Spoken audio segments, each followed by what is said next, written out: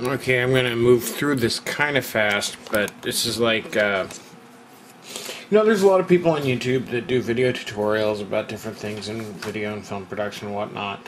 And I'm actually working on a video project. The video I posted earlier today is really kind of a frustration video because I'm working on a video project that I'm very excited about with a really great client, and delays. I'm the guy that has to say, I've got a delay. Never settle for second best when you're doing great projects. Okay, so I'm going to talk to you about a shot in this video project. The non-disclosure agreements that I have with this individual. I am allowed to talk about the various parts of the project. I just can't disclose the project. I just can't believe I've got this opportunity. It looks like I might have a chance to do some mocap collaboration with a friend of mine that's a very gifted CGI guy. And actually, I'll probably get him involved in these little video production journals about this project too, if I can. I know he doesn't like vlogging, but maybe I can get him to just get involved in these videos.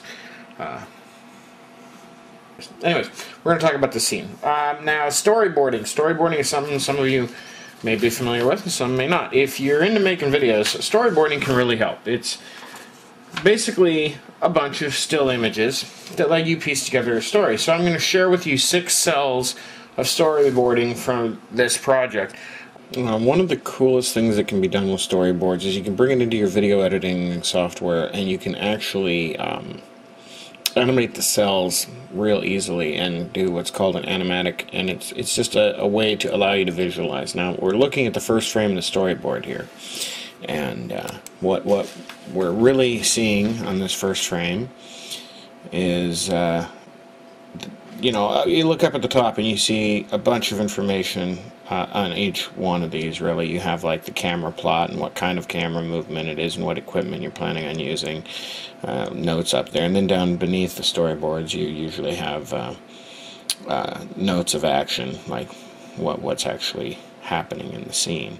So let's go ahead and do this animatic, just like basically we're going to animate it just as quickly as possible and make it look like just a rough visualization of what we're looking at for our final scene. So let's just do it.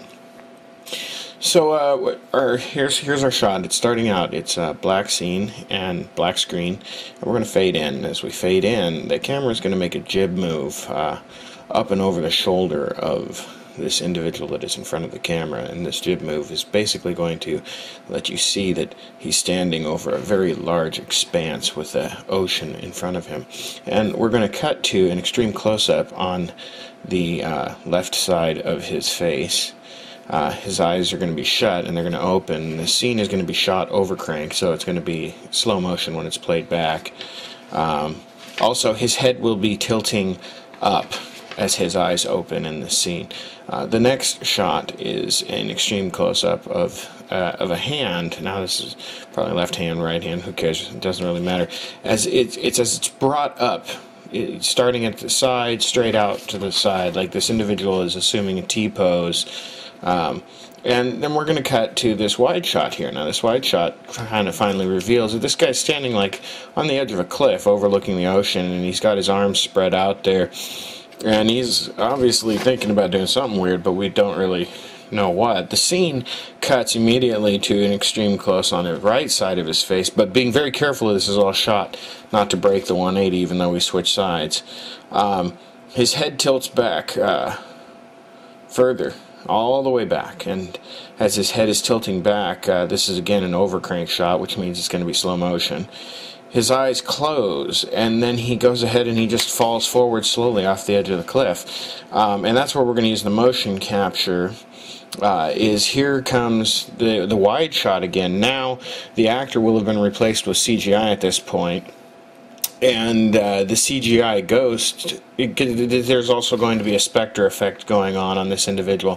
The CGI ghost will actually go ahead and plummet off of this cliff. Now, as they plummet off the cliff, their body gets dissolved in this incredible particle effect that we've been working on or that I've been working on the physics for. So